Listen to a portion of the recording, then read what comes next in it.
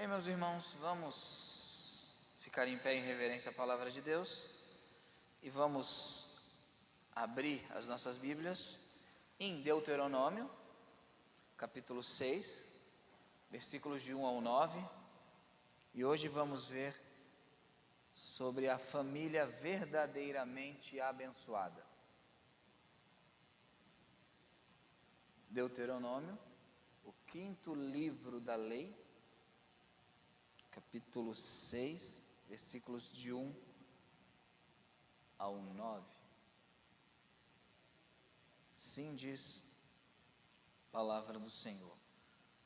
Estes, pois, são os mandamentos, os estatutos e os juízos que mandou o Senhor vosso Deus para ensinar-vos, para que o cumprisseis na terra a que passais a possuir, para que temas ao Senhor teu Deus e guarde todos os teus estatutos e mandamentos que eu te ordeno, tu e teu filho e o filho de teu filho, todos os dias da tua vida, e que teus dias sejam prolongados.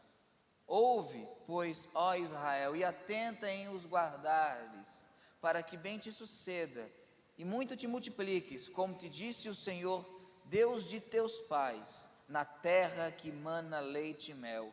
Ouve, Israel, o Senhor nosso Deus é o único Senhor. Amarás, pois, o Senhor teu Deus de todo o teu coração e de toda a tua alma e de todas as tuas forças. E estas palavras que hoje te ordeno estarão no teu coração, e as ensinarás a teus filhos, e delas falarás assentado em tua casa e andando pelo caminho, e deitando-te e levantando-te. E também as atarás por sinal na tua mão, e te serão por frontais entre os teus olhos, e as escreverás nos umbrais da tua casa e nas tuas portas. Vamos orar.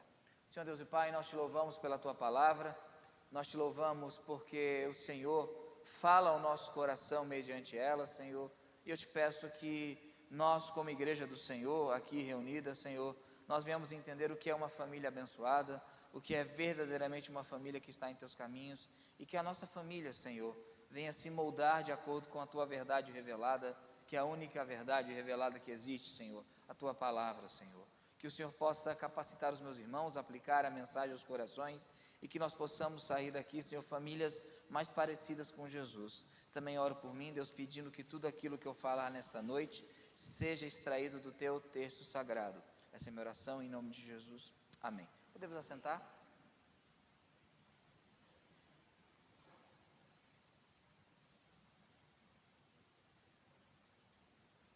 Família verdadeiramente abençoada. Nós vivemos uma época em que a família tem sido atacada. Existe uma desconstrução das figuras familiares e uma desconstrução da própria família e do que é família. É interessante que a família foi criada antes do Estado. Lá em Gênesis, aliás, a família foi criada antes da queda.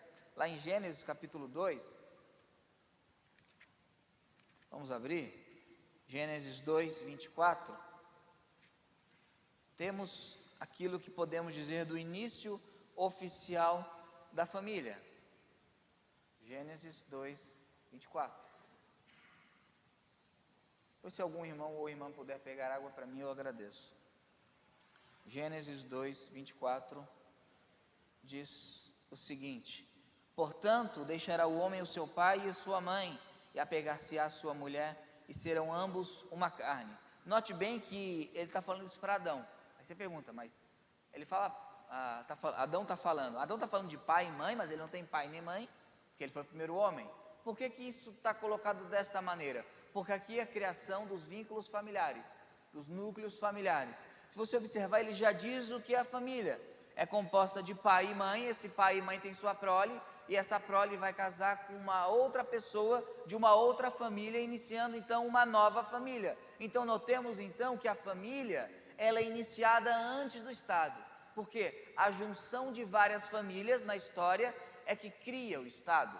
Logo, portanto, em razão disso, o Estado não tem autoridade para modificar o conceito de família e dizer o que é família, Porque o Estado ele vem depois da família para poder regularizar um grande número de famílias que então existe, mas o que criou o Estado foi a família. Aliás, o que cria impérios são famílias. As famílias reais criam os reinos e criam os impérios. Então, para a gente poder entender que a família não é um assunto do Estado, a família é um assunto de Deus, porque Deus a criou, Deus criou a família. Se a gente entender isso, nós podemos entender então que o que vai definir o que é uma família abençoada é as Escrituras. Obrigado, irmã. É a palavra de Deus. Dito isso, voltando para o texto base de Deuteronômio, capítulo 6,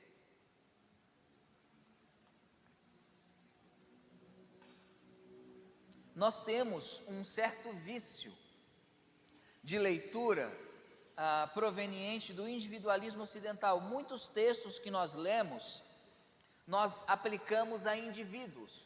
Quer ver uma frase muito bonitinha que todo mundo fala, ou quase todo mundo fala? Eu sou a igreja. Você não encontra isso em lugar nenhum na Bíblia. Você é membro do corpo, e esse corpo coletivamente é o quê? A igreja. Então nós aplicamos textos que são coletivos e colocamos como individuais. O texto em que nós estamos lendo aqui, ele é um texto coletivo, ele é um texto para a família. Lembremos que Moisés está falando a um povo que está vivendo em tendas no deserto, e cada clã vivia um perto do outro. Então ele está se dirigindo a famílias. E quando eu entendo que a lei é dada a famílias, eu começo a entender que Deus tem por objetivo trabalhar e tratar famílias. Claro que há indivíduos que não têm uma família constituída, há indivíduos que não têm esposa ou marido e filhos, só que majoritariamente as pessoas constituem famílias, e Deus trabalha muito com famílias, porque quando as famílias são piedosas, a igreja é piedosa. Quando as famílias são santas, a igreja é santa. Quando as famílias são maduras, a igreja é madura, porque a igreja ela é composta majoritariamente de quê? De famílias. E isso nós devemos entender. E olhando o texto bíblico, você observa aqui que ele vai dizer no versículo 2: para que temas ao Senhor teu Deus. Ele vai e prossegue: tu e teu filho e o filho de teu filho. Primeira geração, tu e teu filho. Segunda geração, e o filho do teu filho. Terceira geração. Aí você começa a entender Êxodo 20, que diz que aqueles que me aborrecerem, eu amaldiçoarei a terceira e quarta geração. Aquilo não trata de maldição hereditária, como algumas pessoas erroneamente falam, até porque se fosse, você não ia poder fazer nada, porque quem amaldiçoaria seria Deus, né? Quem está falando ali é Deus. Então se ele fizesse isso, você não ia ter o que fazer. Ali está falando de o quê? Naquele texto de Êxodo 20, que se um pai é idólatra, ele vai ensinar o que a seu filho? A ser idólatra. E ele vai ensinar o que ao filho dele? A ser idólatra. Então 3 gerações aborrecendo o Senhor. Então todo esse contexto está tratando de núcleos familiares. Isso é importante, porque quando eu entendo isso, eu começo a descobrir o que Deus define como uma família abençoada, como uma família que está diante dele. Mas pastor, eu não tenho família, eu sou sozinho. Aí você pode individualizar e aplicar para você mesmo. Então eu aplico toda essa palavra para mim, essa verdade para mim, eu serei uma pessoa abençoada. E se vier a formar uma família, a minha família será abençoada. Caso não venha a formar, continuarei sendo uma pessoa abençoada. Mas majoritariamente o texto está tratando de famílias. Dito isso, o que é uma família verdadeiramente abençoada? A gente tem alguns clichês. Não, minha família é abençoada por quê? Não, porque o meu filho foi estudar em Harvard. Ah, que legal, muito bom. Isso não significa que a família é abençoada. Ah, não, porque eu e a minha esposa temos empregos excelentes. Muito bom. Não necessariamente isso é uma família abençoada, né? Não, porque o meu filho é mais talentoso que o Neymar, está lá na base de algum time. Então você já está vendo que vai ter o futuro garantido para ti, para o teu filho, o filho do teu filho, né? Que bom, mas isso não é uma família abençoada. Quem que vai definir o que é uma família abençoada? A palavra de Deus, e é isso que nós vamos ver. 3 características de uma família abençoada. Primeira característica, ela ama o Senhor. Segunda característica, ela obedece o Senhor. E terceira característica, ela proclama o Senhor. Ela ama o Senhor. E aqui nós temos uma verdade incontestável. Uma família que ama o Senhor é o centro da família. O centro da família é Deus. Aqui temos o Shema, versículo 4 e 5, que é talvez o texto mais importante do Antigo Testamento, o mais recitado. Ouve Israel, o Senhor nosso Deus é o único Senhor. O Shema Israel, né? Yahvé Elohim, Yahvé Errad. O que ele está querendo dizer com isso? O ouve aqui ouve com a ideia de obedecer. O que Israel devia ouvir? Que o Senhor era o único Senhor. Ouve, pois, ó Israel, verso 5, atenta em o guardares. Verso 5, amarás, pois, o Senhor teu Deus de todo o teu coração e de toda a tua alma e de todas as tuas forças. Então, uma família abençoada é uma família que o centro é Deus. De que maneira o centro é Deus? Olha que interessante, todas as forças da família são centradas em Deus. O verso 5 diz isso: amarás, pois, o Senhor teu Deus de todo o teu coração e de toda a tua alma e de todas as tuas forças. A gente já pega esse versículo e fala, não, peraí, mas isso é impossível. O texto está dizendo o seguinte: para você amar com todas as forças de quem? A sua, a da tua família, as tuas forças, o teu coração. Então tudo que você é, tudo que você tem a expressão, todas as tuas forças, ela vai aparecer ali em 2 Reis 23, 25. 2 Reis 23, 25.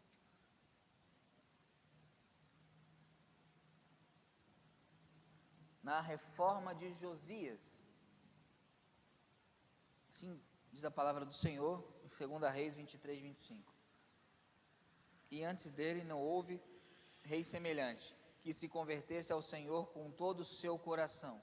E olha que antes dele teve Davi e teve Salomão, com toda a sua alma e com todas as suas forças, conforme toda a lei de Moisés, e depois dele nunca se levantou outro tal. Agora, por que o texto fala que ele amou o Senhor de todas as forças, de todo o coração, de toda a alma? O que Josias fez? Josias acabou com a idolatria de Israel. Ele extirpou a idolatria de Israel. Então, o que é amar o Senhor com todas as forças? Com todos os seus recursos, de tempo, de talento, de finanças, toda a sua intelectualidade, toda a sua inteligência. Josias pegou todo o reino, todo o seu poder, e ele botou em serviço de Deus. Isso é amar o Senhor com todas as forças. Josias não amou o Senhor de maneira que é meia boca. Ele amou o Senhor com toda força. Então, quando o Shema, voltando em Deuteronômio, fala, ama o Senhor com todo o teu coração, isto é, ame Deus com tudo o que você é. Isso significa, então, já que o centro da família é Deus, que Jeová, que Yahvé, que o Senhor é o único Senhor da família. Olha aqui diz, ouve Israel, ouve família. O Senhor, nosso Deus, é o único Senhor. Quem é o Senhor da sua família? O que tem guiado a sua família? Qual tem sido o principal objetivo da sua família? O que tem fixado na mente da sua família todos os dias da semana? Se você pensa no Senhor apenas numa breve janela do domingo, e olha no relógio, se o pastor passar 5, 10 minutinhos a mais, né? Mas quando o jogo vai para prorrogação você gosta, né? Talvez o Senhor não esteja sendo o Senhor da sua família ou o Senhor da sua vida.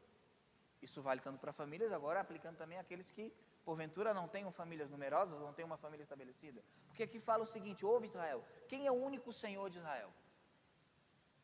É Deus. Quem é o único Senhor da sua família?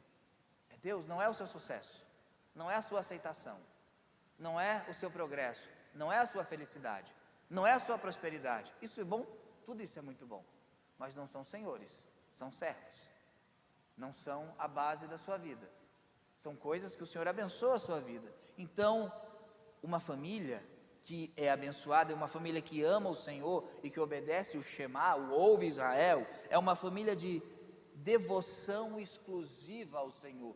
Não terás outro Deus diante de mim. Aliás, se você observar bem, a Torá, a lei, o Antigo Testamento, tem 613 mandamentos. Aí esses 613 é resumido em 10, que é o coração da lei. E Jesus pega esse coração e resume em quantos? Em 2. Aí Jesus fala: ame o Senhor teu Deus de todo o teu coração. Esse é o maior mandamento. Como é que eu faço isso? Como é que eu obedeço esse texto? Primeiro é o 4º mandamento: a devoção exclusiva da minha família deve ser ao Senhor. Eu vou abrir uma exceção porque eu não quero contrariar outros familiares. Eu não quero contrariar Deus. Aí eu vou fazer uma outra coisa assim que eu bem que não concordo muito, porque sabe como eu tenho que preservar a relação com outras pessoas? Eu tenho que preservar a relação com Deus. Deus é o Senhor, a Ele que eu me curvo. Então, uma família abençoada, uma família verdadeiramente abençoada, que ama o Senhor, tem o Senhor no centro da família e tem o coração da família em Deus. Versículo 6: e as palavras que hoje te ordeno estarão aonde? No teu coração. Nós tivemos aqui atividades gostosas, correto? Nós gostamos bastante, são muito boas, são bem divertidas. Sabe o que elas valem se o seu coração não tiver Deus? Nada, absolutamente nada. Se o meu coração não tiver o Senhor, e se eu não tiver as palavras do Senhor no meu coração, eu pregar aqui para vocês até podem ser abençoados por causa da palavra de Deus, mas para mim não vale nada. Uma família deve ter o coração em Deus. Atividades são boas, são. Rituais são bons, são. Temos a ceia, batismo, temos rituais. Toda religião tem rituais, né? Atividades são importantes. Agora o coração deve estar no Senhor. Vamos abrir ali em Mateus capítulo 15. Mateus 15, verso 8 e 9.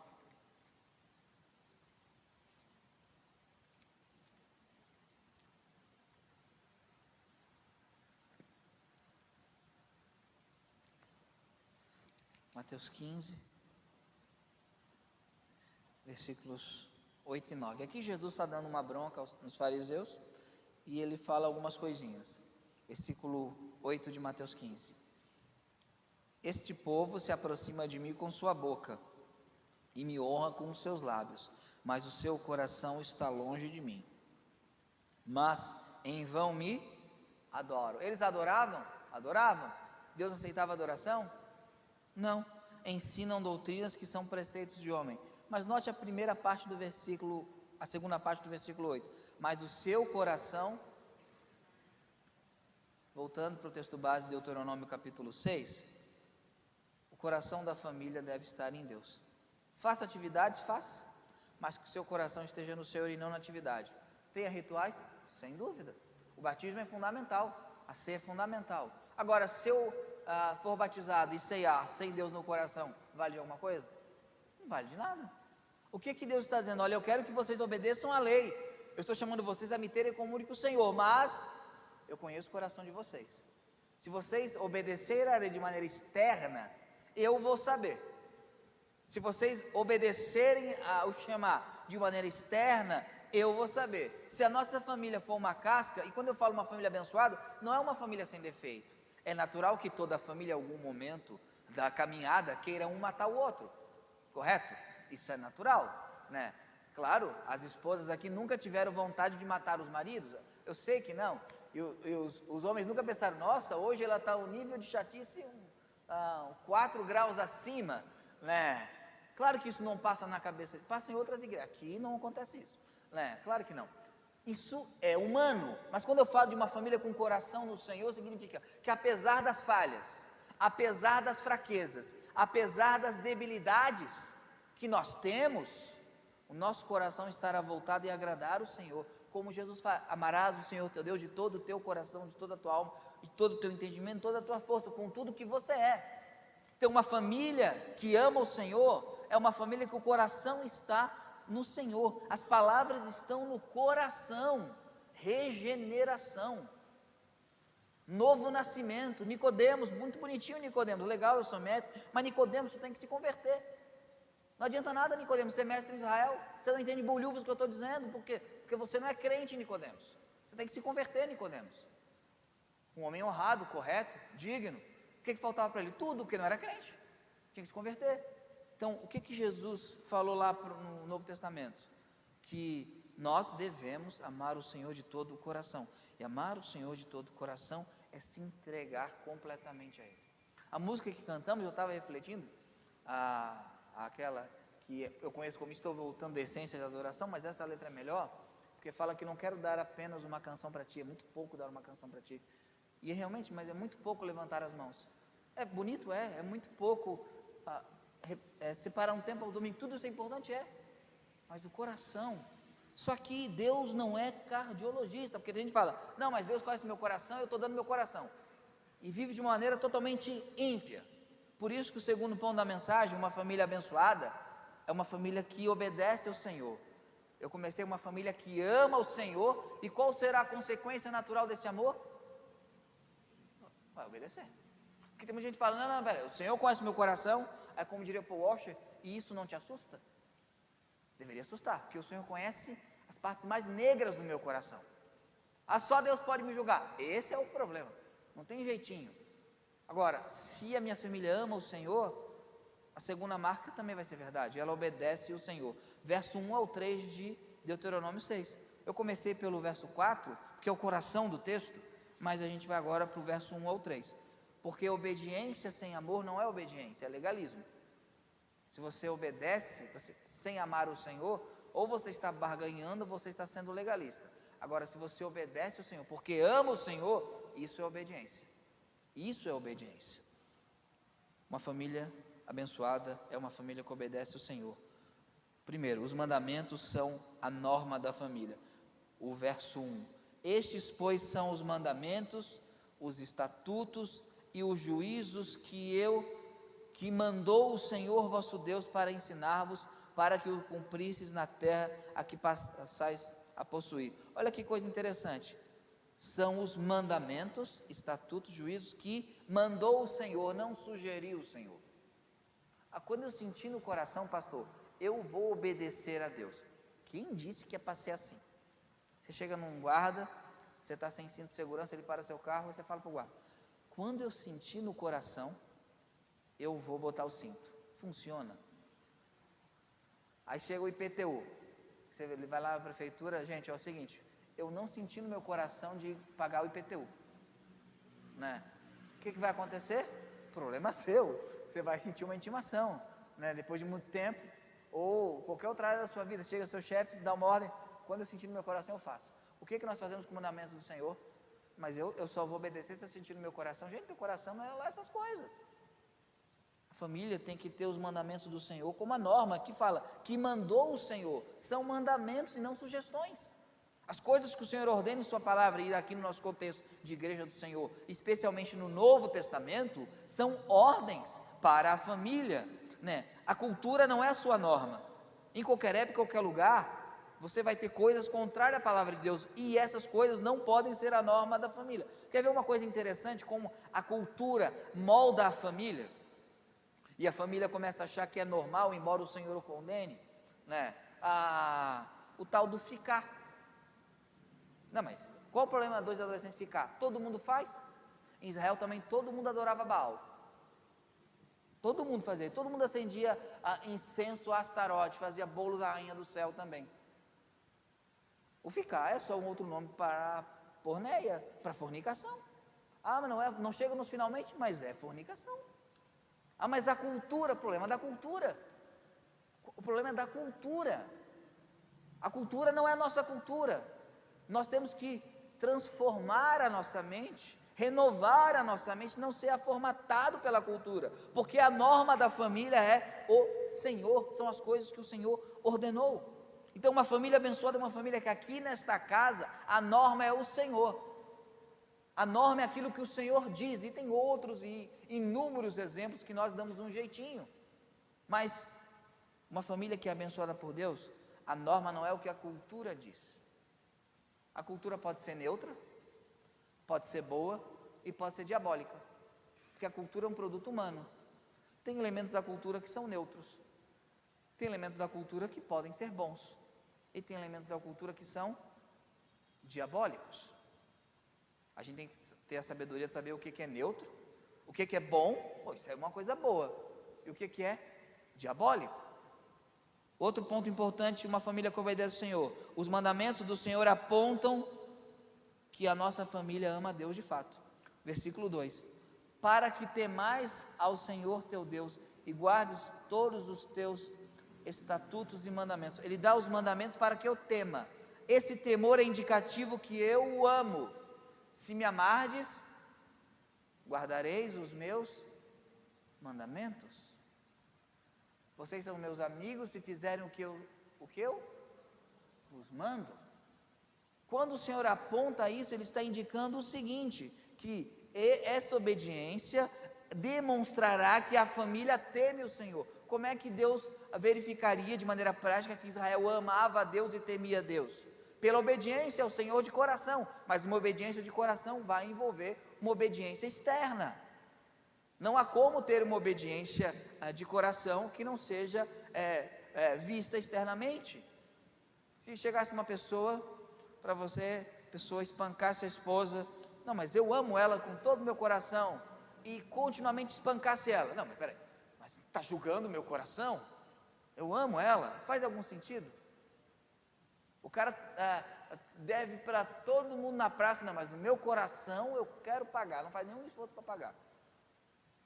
O coração dele é mentira. O que Deus nos mostra? Que se eu amo Ele, eu obedeço, e a obediência é uma evidência desse amor. A obediência é uma evidência desse amor. E uma família que obedece ao Senhor sabe que os mandamentos do Senhor são para proteger a família. É interessante, se você ir lá para Gênesis, capítulo 3, temos aqui a fundadora da cultura pós-moderna, Gênesis capítulo 3, vou apresentar para você a fundadora da cultura pós-moderna.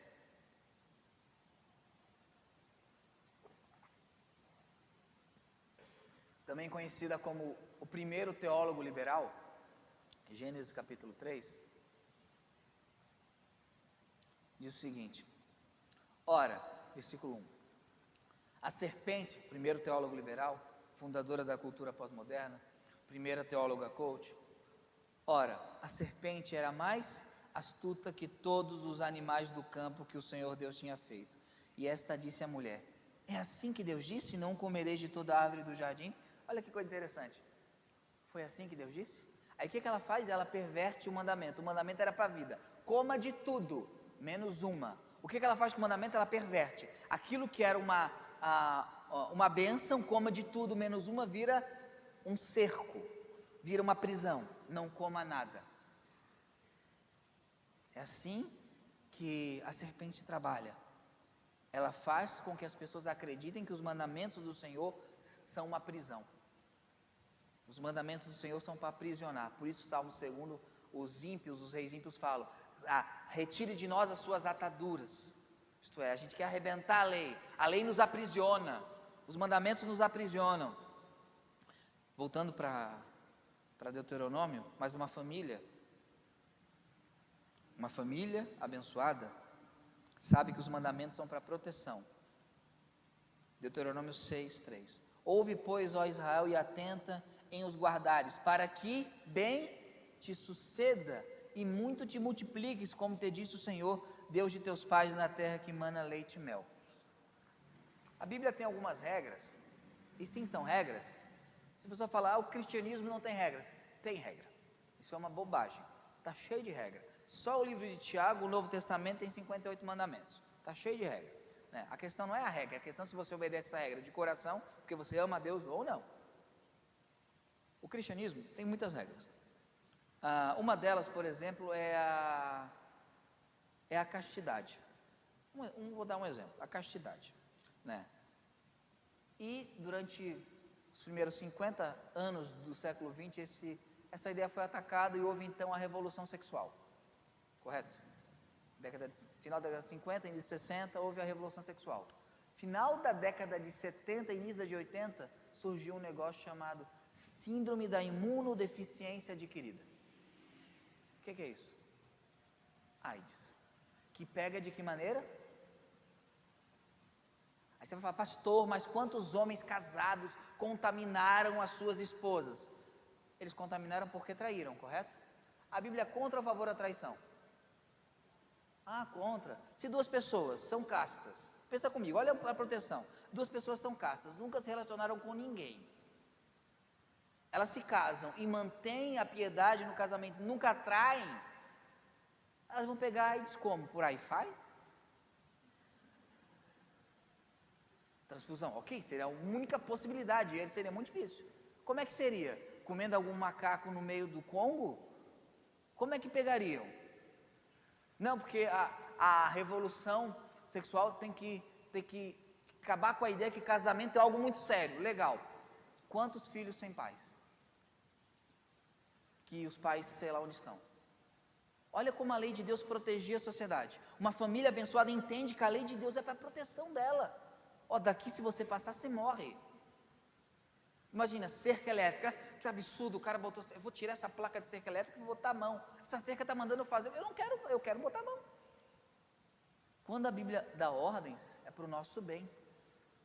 Quando a Bíblia dá ordens, é para nosso benefício, para que bem te suceda. E tanto é que isso é repetido no Novo Testamento, né? Lá no texto de Efésios 6:1-3, ali fala que o filho deve obediência ao pai e à mãe, porque isso vai prolongar a vida.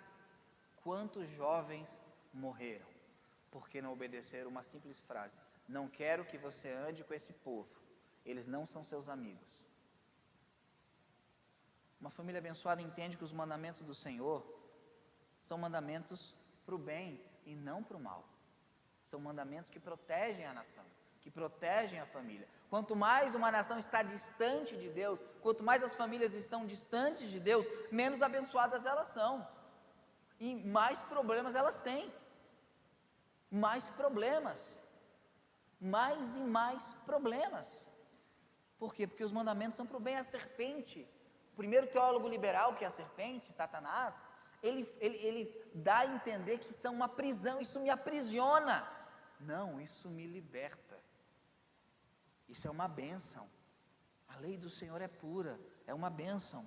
Então, segunda característica de uma família abençoada é uma família que obedece o Senhor. E temos então a terceira característica de uma família abençoada. É uma família que proclama o Senhor, do versículos 7-9. Interessante que quando Deus chama Israel, o objetivo de Deus chamar Israel é que Israel fosse luz para as nações, que Israel proclamasse que Jeová era o único Senhor às nações, que as nações soubessem por meio de Israel que Deus era único e todos os outros deuses eram falsos. O que Israel fez? Se fechou, e daqui não sai, daqui ninguém me tira, e não proclamou, e acabou se contaminando. Quando uma família não é uma família proclamadora de Deus, ela acaba se contaminando. Quando uma igreja não proclama o Evangelho, não entende a sua missão de proclamar o Evangelho, ela apodrece. Ela apodrece. A igreja, ela não é um mausoléu de santos, deve ser uma incubadora de novos convertidos.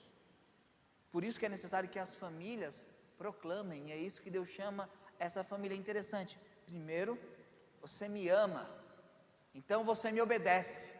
Agora diga a todo mundo quem eu sou. É isso que Deus está dizendo aqui nesse texto. Versículo 7. Primeiro, que o líder ou as cabeças proclamariam a própria família, né? Olha o verso 7. E as ensinarás a teus filhos, e delas falarás assentado em tua casa e andando pelo caminho, deitando-te e levantando-te. Que é o ensino contínuo. E as ensinarás a teus filhos, e delas falarás quando? Assentado em tua casa e andando pelo caminho, deitando-te e levantando-te. Eu sou um grande defensor de EBD, mas EBD não educa filho. Escola Bíblica Dominical ajuda. Sabe quem educa os filhos no caminho do Senhor? Os pais. Sabe quem vai corrigir o filho?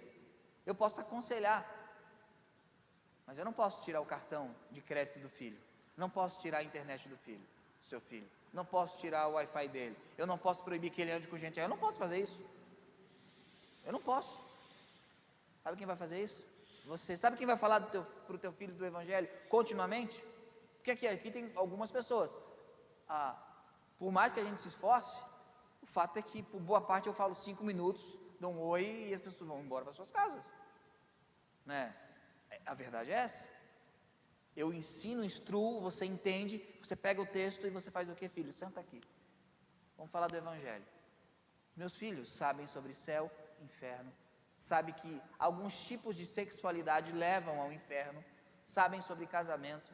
Uma vez o meu filho chegou na casa da minha mãe, que é católica, e falou: vó, por que a avó tem isso daqui e Jesus proibiu? Né? Claro que o neto, ela não foi tão brava quando eu falei isso. Nós temos que instruir. E é interessante que aqui você tem um ensino contínuo. Como é que eu falo sentado na minha casa? O assunto da família qual é? Deus, a glória de Deus, o amor de Deus, a lei de Deus, o Evangelho. Qual tem sido por vezes o assunto das famílias cristãs? Você viu para lá na igreja? Você viu? Olha, você viu? Olha só, você viu? Olha, não, porque esse negócio aqui, eu estou quase desviando. O filho escuta isso, aí ele vai correr para a igreja. Não vai. Claro, você pode comentar, a igreja tem problemas, é óbvio que a igreja tem problemas. Esta igreja tem problemas, você tem problemas, eu tenho problemas. Só que o assunto principal da família é o Senhor, é Deus. Você tem que fazer com que o seu filho fique curioso pelas coisas do Senhor, que ele seja chato às vezes. Sabe quando ele começa a pensar e se converte? Todo crente novo tem uma característica, é chato. Que bom, a gente que corta a chatice dele, não, calma, né? Que bom que todo mundo fosse assim. E falarás assentado e andando pelo caminho, na tua vida, deitando e levantando. Toda a família tem Deus como assunto principal. E o texto continua. A família abençoada, ela proclama Deus com a sua vida. O verso 8. Também as atarás por sinal na tua mão e te serão por frontais entre os teus olhos. Os judeus entenderam isso literalmente e começaram a botar um monte de penduricalho, né? Agora, aonde você vê na Bíblia uma marca na mão e na testa? Aonde?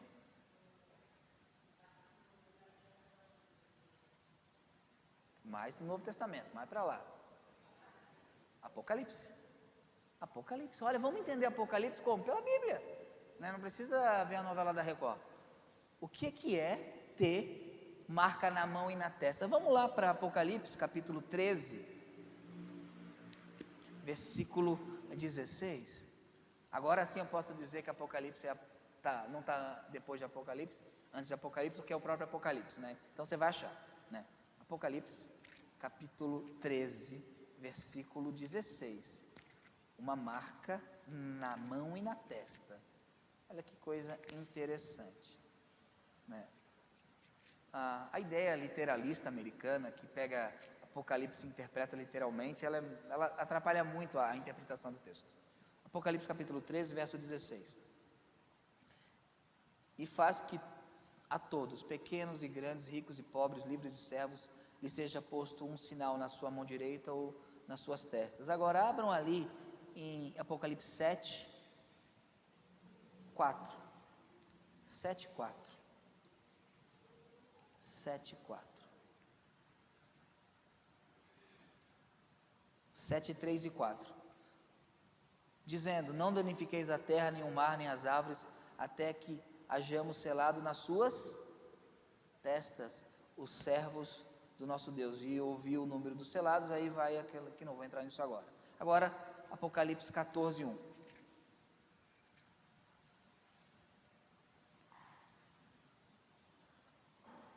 Olha o que diz o texto. E olhei, e eis que estava o Cordeiro sobre o monte Sião, e com ele 144.000, que em suas testas tinham escrito o nome de seu testa, mão, testa, mão. O que a Bíblia quer dizer com isso? A Bíblia não está falando de chip.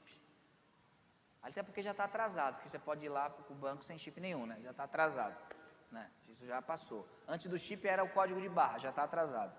O que a Bíblia quer dizer com isso? O que é ter a lei do Senhor na mão e na testa? Ter a lei do Senhor na testa é ter a mente do Senhor, e ter na mão é ter as obras do Senhor. Ter o número da besta, a marca da besta de homem, que é número de homem, é ter uma mente mundana com obras mundanas. Significa que quantas pessoas já estão aí adorando a besta e nem sabem. Você acha que Deus precisa de um chip para condenar ou salvar? Não precisa. Isso é uma teologia nova que inventaram no final do século XIX. A Bíblia demonstra muito claramente: eu quero que vocês tenham a minha lei nas suas mãos e nos frontais entre os olhos. Eu quero que vocês pensem em mim e que vocês tenham as obras condizentes com a mente que pensa em mim. Uma família que é abençoada proclama a Deus com a vida dela. A mente da família, as obras da família devem ser pautadas pela palavra de Deus. A cosmovisão da família é de acordo com a revelação das Escrituras. Então, o testemunho da família, que embora não seja perfeito, será de acordo com as Escrituras, porque ela tem o quê? Na sua testa a lei, e na sua mão a lei, ela é selada. Assim como quantas e quantas famílias têm na sua testa obras de homem, e pensamentos de homem, e na sua mão obras de homem.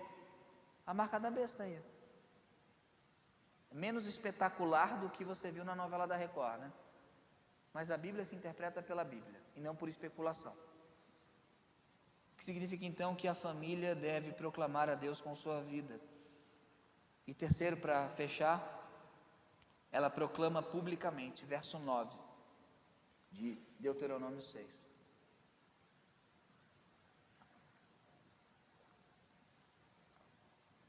Diz o seguinte: e as escreverás nos umbrais da tua casa e nas tuas portas. Daí nasce o costume evangélico de botar lá aquelas frasezinhas, né? Nada contra, muito bonito isso, né? Melhor que botar um pôster da Lady Gaga, né? Então, coloque versículos bíblicos pela casa, é muito melhor. Mas o que ele quer dizer? As escreverás nos umbrais da tua casa e nas tuas portas. Gente, estão habitando em tenda. Que porta? Estão habitando em tenda. O que ele quer dizer com isso? Claro que ele sabia que haveria casas. A sua família proclama a Deus publicamente. As pessoas sabem, ali mora uma família de crente. Ali mora uma família abençoada. Ou uma família que eles odeiam porque é crente. Mas a lei do Senhor está ali. Não, a gente não vai convidar a família para isso, porque eu sei que eles são crentes. Por que eu sei? Porque eu vi nos umbrais da casa deles e das portas. Eu vi na vida deles, na proclamação deles, que eles amam o Senhor. Sabe o que acontecia antigamente? Tinha um grupo de pessoas contando uma piada imoral, elas paravam de contar porque o crente chegava. Hoje, elas continuam contando e o crente, para não ficar constrangido, ri da piada. Ri da piada. Uma família abençoada por Deus, ela proclama a Deus publicamente. Ela é conhecida porque ela proclama o Evangelho, as doutrinas de Cristo, a fé no Senhor. Essas coisas devem estar nos umbrais da nossa casa. A nossa fé deve ser visível, pública. A fé cristã é uma fé pública. Não somos 007, não somos agentes secretos da sociedade. Nós devemos proclamar. A fé não é privada. Isso é uma mentira do primeiro teólogo liberal, que é a serpente. A fé é pública. A fé tem que ser proclamada publicamente. O batismo é uma manifestação pública de fé. A ceia é uma proclamação pública da comunhão da igreja. Pública. O mundo fala que não é. A fé é algo privado. Não é. Ela não é algo estatal, ela não é do Estado, mas ela é pública. Ela é visível. Então, recapitulando, uma família abençoada por Deus é uma família que ama o Senhor, que obedece o Senhor e que proclama o Senhor. A sua família é abençoada? Sua família ama o Senhor? Você ama o Senhor, caso você não tenha uma família? Ela obedece ao Senhor? Você obedece ao Senhor? A sua família proclama o Senhor? Por que isso é importante, irmãos? Porque nós queremos que a nossa família seja abençoada. Mas vamos abrir para encerrar em Josué, capítulo 24. Josué está logo depois de Deuteronômio.